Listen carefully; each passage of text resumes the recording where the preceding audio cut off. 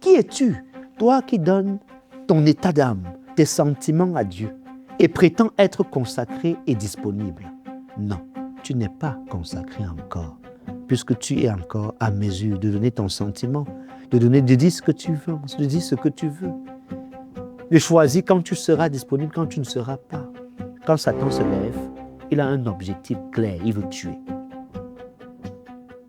Quand Satan se lève, il ne vient pas pour plaisanter, il vient afin de t'achever. Et il n'y aura pas de répit jusqu'à ce qu'il ait épuisé tous les recours possibles afin de t'achever. Ne joue pas avec ta vie. L'heure n'est pas à la rigolade.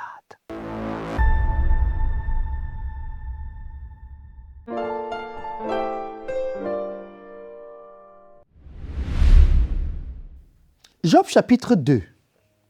Après le drame, les malheurs qui ont frappé Job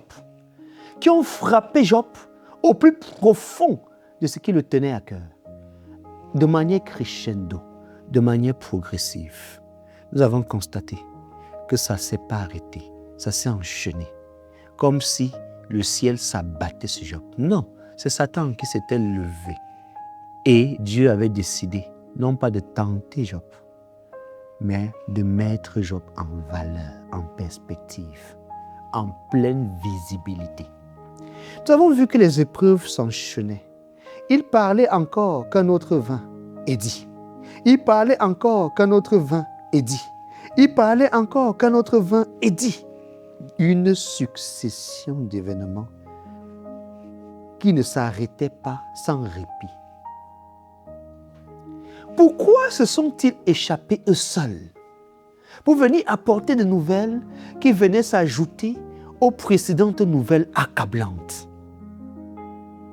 L'apôtre Pierre l'a dit, sans cesse éprouvé, sans cesse au creuset, dans la tourmente. Parce que Dieu veut travailler ta patience. Dieu veut que son instrument serve à quelque chose pour le louer. Voilà pourquoi Job a dit, l'Éternel a béni, l'Éternel a donné, l'Éternel a repris. Que le nom de l'Éternel soit béni. Et en tout cela, note le mot en tout cela, Job ne pécha point et n'attribua rien d'injuste à Dieu. Il ne s'est pas dit, oh Dieu, pourquoi tu fais ça? Oh Dieu, pourquoi tu me tapes? Oh Dieu, pourquoi ces malheurs m'arrivent? Il y a des moments donnés, ton pourquoi est révélateur de ton incrédulité. Et ton pourquoi remet en cause l'autorité et la souveraineté de Dieu. Poses-tu la question de pourquoi celui qui fait ce qu'il veut, comme il veut, quand il veut? Tu t'étais consacré. Il est disposé à faire ce qu'il veut, comme il veut avec toi et dans ce qui se passe. Tu lui appartiens. Ce que tu as lui appartient. Ta femme lui appartient. Tes enfants lui appartiennent. Ton travail lui appartient. C'est lui le propriétaire. C'est lui le propriétaire. Je ne demande pas à ma chaussure si elle voudrait que je la porte. Je la porte, un point, c'est tout. Elle ne me donne pas son avis, elle ne me donne pas son sentiment. Elle ne me révèle pas son état d'âme. Elle est où je l'ai laissée et je la porte parce que j'ai choisi, j'ai décidé de la porter, de l'utiliser pour me déplacer, pour voyager, pour simplement marcher. Qui es-tu, toi qui donnes ton état d'âme, tes sentiments à Dieu et prétends être consacré et disponible? Non, tu n'es pas consacré encore, puisque tu es encore à mesure de donner ton sentiment, de dire ce que tu veux, de dire ce que tu veux, de choisir quand tu seras disponible, quand tu ne seras pas. Dieu doit te supplier pour t'utiliser. Non, nous nous supplions pour servir Dieu. C'est ça, être consacré. C'est ça, lui appartenir. Il peut faire sans toi. Il a fait sans toi. Tu n'es né qu'il y a quelques années. Tu n'as même pas 120 ans. Avant toi, il y a eu d'autres qui étaient avant toi. Et après toi, peut-être tu ne le sais pas, il y aura peut-être d'autres qui seront après toi. Et bien peut-être plus nombreux que ceux que tu as même connus. C'est une grâce de servir le Dieu de grâce et le Dieu de gloire. Job donc, au chapitre 2, les fils de Dieu vinrent un jour se présenter devant l'Éternel. Et Satan vint aussi. Il y a un moment donné, Satan décide de se mêler. Il y a un moment donné, Satan se lève. Et tu dois être conscient, il ne se lève pas tout le temps. Il se lève quand les enjeux sont décisifs. Quand les enfants de Dieu viennent, Satan se lève aussi. Il vient. Qui l'a invité? fait le chemin vite? Qui l'a appelé? Qui lui a envoyé un carton d'invitation? Personne. Il se mêle toujours de ce qui ne le concerne pas, ne le regarde pas. L'accusateur de nos frères, le destructeur. Nous n'ignorons pas ses plans. Oui, nous le voyons et nous le chassons, parce que nous n'ignorons pas ses plans. Satan vint aussi au milieu d'eux, se présenter devant l'Éternel. Parfois, je me demande, Seigneur, comment tu peux laisser Satan venir se présenter devant toi? Et là, tu te rends compte que le Père a un Père, c'est le Père de tous les esprits. Même Satan ne sait pas qu'il est au service de Dieu. Même Satan ne sait pas qu'il est le serviteur de Dieu. En gros, le grand maître sait tout. Rien n'échappe à son contrôle. Même Satan n'échappe pas à son contrôle. Il est faible et Dieu est fort. Et ce sera toujours comme ça. Malgré tous ces entraînements sur des siècles et des siècles, sa faiblesse a été établie et reconnue par tous. Et nous proclamons sa défaite et la célébrons. Et nous célébrons et proclamons la victoire de Jésus à tout jamais. À la croix, Jésus a fait ce que lui seul pouvait faire. Un chaos définitif à Satan. Job, donc, va encore vivre une épopée parce que la pression va crescendo, l'épreuve va crescendo. Les difficultés, les challenges vont crescendo. L'Éternel dit à Satan, d'où viens-tu? Et Satan répondit à l'Éternel, de parcourir la terre, de m'y promener. Et l'Éternel dit à Satan, as-tu remarqué mon serviteur Job? Il n'y a personne comme lui sur la terre.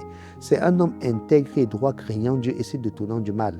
Il demeure ferme dans son intégrité. Il était déjà intègre. Les épreuves sont venues tester. Et il a eu un autre titre. Il est ferme dans son intégrité. Son intégrité était déjà connue et sue. Dès les premiers versets du chapitre 1, il y avait un homme dans le pays, un homme qui s'appelait Job. Cet homme était intègre et droit. Il craignait Dieu et se détournait du mal. Au chapitre 2, on réaffirme que malgré toute la séquence d'épreuves qui arrivait dans la vie de Job, il a perdu ses biens matériels, il a perdu son cheptel, il a même perdu ses biens naturels, ses enfants, sa progéniture, entièrement et totalement décimée. On ne nous dit pas si ses petits-enfants sont également morts, mais la réalité est là. La réalité est qu'il s'est retrouvé handicapé de toute sa progéniture. Et Job a eu un titre devant Dieu. Il reste et il demeure ferme, continuant de craindre Dieu, continuant de vivre dans la sanctification, continuant de vivre dans la consécration. Job est un modèle de résilience pour tout missionnaire, quel qu'il soit. Qu'importe ce que tu vas vivre sur ton champ de mission, les épreuves, les difficultés que tu auras, que Job t'inspire, reste à ton poste. Garde la vision, garde le cap. Nous n'ignorons pas les desseins de Satan. Et Job va encore se retrouver un sujet de discussion où il n'est pas lui-même. Il n'y a personne comme lui sur la terre. Cet homme intègre, c'est un homme intègre et droit, craignant Dieu et se détournant du mal. Il demeure ferme dans son intégrité. Voyez-vous, dans 1 Chronique chapitre 21, Satan s'est levé et il a excité David. Ici, c'est surprenant de constater que ce Satan-là va jusqu'à vouloir exciter Dieu et Dieu s'exprime. Il demeure ferme dans son intégrité et tu m'excites à le perdre sans motif.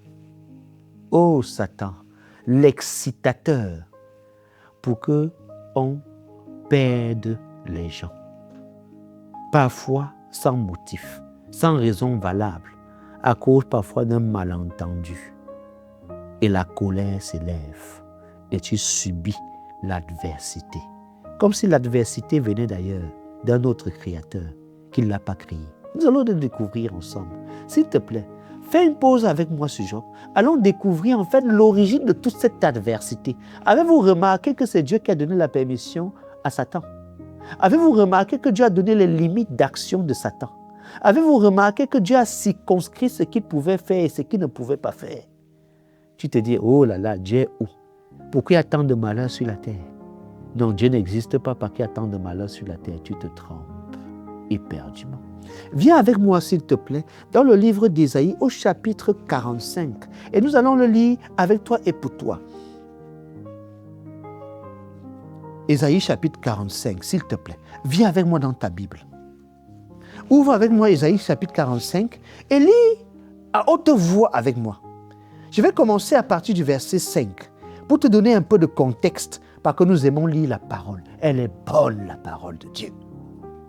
Je suis l'Éternel et il n'y en a point d'autre. Hors moi, il n'y a point de Dieu. J'étais saint avant que tu me connusses. C'est enfin que l'on sache du soleil levant au soleil couchant que hors moi, il n'y a point de Dieu. Je suis l'Éternel et il n'y en a point d'autre. Je forme la lumière et je crée les ténèbres. Je donne la prospérité et je crée l'adversité. Moi, l'Éternel, je fais toutes ces choses. Qui crée l'adversité? Qui crée les ténèbres? N'oublie jamais, Satan est une créature de Dieu. Ce qu'il a oublié, c'est qu'une créature ne pourra jamais dépasser le Créateur, quoi qu'il soit, malgré ses entraînements et malgré son développement. Le père sera père, l'enfant sera enfant. Quand l'enfant sera grand-père, le père sera un arrière-arrière. Quand l'enfant sera père, le père changera de seuil pour passer à grand-père. Quand l'enfant sera grand-père, le père passera de grand-père à arrière-grand-père. Ainsi de suite. Il n'y aura jamais une égalité entre un père et son fils. Sois un enfant sage. Respecte ton père, même si tu as l'impression que ton père ne t'aime plus. Respecte ton père, même si tu as l'impression que tu fais mieux que ton père et que ton père a les yeux faibles et qu'il s'est même compromis. Il restera ton père, même s'il s'est compromis, même s'il est faux. Reste un bon fils. Ton père méchant ne fait pas automatiquement de toi un enfant méchant. Et de même, un enfant méchant ne veut pas dire que le père sera automatiquement méchant. Satan était bel et bien une créature de Dieu, mettant de soi la perfection. Sa méchanceté n'a pas transformé la nature de Dieu. Dieu est resté de même, hier, aujourd'hui et éternellement. Les épreuves peuvent te transformer en mal. Elles peuvent se transformer aussi en bien. C'est à toi de choisir quel sera l'enjeu et la finalité de tout ce par quoi tu passes. Vas-tu coopérer avec Dieu ou vas-tu te laisser influencer par tout ce qui t'arrive et t'arrivera? Le choix doit être fait aujourd'hui, pas demain. Demain est tard. Demain est déjà tard. C'est Dieu qui crée l'adversité. C'est Dieu qui pilote. Voilà pourquoi Job ne pouvait pas attribuer autre chose qu'à Dieu. Job ne pouvait pas se mettre à célébrer une autre personne que Dieu. Job resta donc intègre, il demeura intègre. S'il te plaît, il s'agit là du témoignage de Dieu lui-même au sujet de Job. Quel est le témoignage de Dieu à ton sujet? Après tous les événements qui te sont passés, as-tu quitté ton assemblée? As-tu quitté ton ministère? As-tu abandonné ton poste? T'es-tu renié? As-tu renié tes engagements et tes promesses parce que tu as tellement souffert, parce que l'adversité s'est abattue sur toi, parce que tu as été éprouvé au plus profond de toi-même et tu as décidé de battre en retrait? Celui qui met la main à charrue et qui regarde en arrière n'est pas digne du royaume. L'épreuve n'est pas là pour t'éliminer. Elle est là pour te qualifier pour quelque chose de plus grand et quelque chose de plus meilleur. C'est aujourd'hui le choix. Ce n'est pas demain. Demain, il est déjà tard. Satan se lève encore. Cette fois-ci, il va encore exciter Dieu pour que Dieu perde Job sans motif. Pour que Dieu encore donne les instructions. Pour qu'on perde Job sans motif. Et Satan répondit à l'Éternel, peau pour peau, tout ce que possède un homme, il le donne pour sa vie. Mais étends ta main, touche à ses os et à sa chair, et je suis sûr qu'il te maudit en face. L'Éternel dit à Satan, voici, je te le livre. Seulement épargne sa vie. Un cadre d'opération. Satan reçoit tous ses ordres de mission de Dieu. Si tu ne le savais pas, officiellement, nous te le disons. Ce que tu vis, si tu appartiens à Dieu, la Bible est claire. Toutes choses concourent au bien de ceux qui aiment Dieu, de ceux qui sont appelés selon son dessein. Le problème est que les gens ne sont pas appelés selon le dessein de Dieu et ils se retrouvent en ballottage. Tu es à gauche ou tu es à droite. Choisis ton camp, c'est aujourd'hui. Demain, il est tard.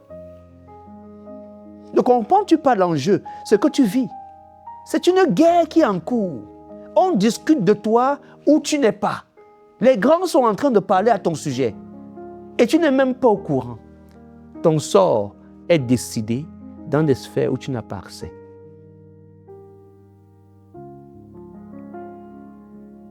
L'heure n'est plus à la rigolade. L'heure n'est plus à la rigolade du tout.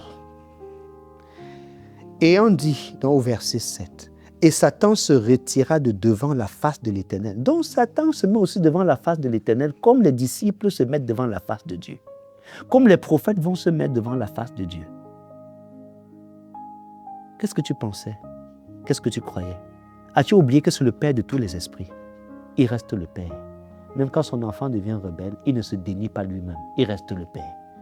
Toi, tu te dénies et tu rejettes tes responsabilités, tes engagements que tu avais pris parce qu'on t'a manqué du respect. C'est de la bassesse et c'est de l'ignorance de son identité. Réveille-toi. Réveille-toi. Même à ton détriment, assume tes responsabilités. Le responsable prend ses responsabilités. Ce n'est pas question de mots, ce n'est pas question de bavardage, c'est des faits avérés. Qui suis-tu? Si c'est le Père, voici le modèle. Ainsi, Satan se retira devant la face de l'Éternel, puis il frappa Job d'un ulcère malin, depuis la plante du pied jusqu'au sommet de la tête. Des fois, il y a les maladies qui nous arrivent. On peut clairement voir que c'est l'Éternel et que c'est Satan qui est en train de te frapper et d'opérer dans ta vie. Il opère parce qu'il a eu une autorisation, une permission. Deux fois, c'est avec raison, parce que tu as péché et tu as ouvert une porte. Deux fois, c'est pour te cribler, parce que Dieu veut te donner de la valeur.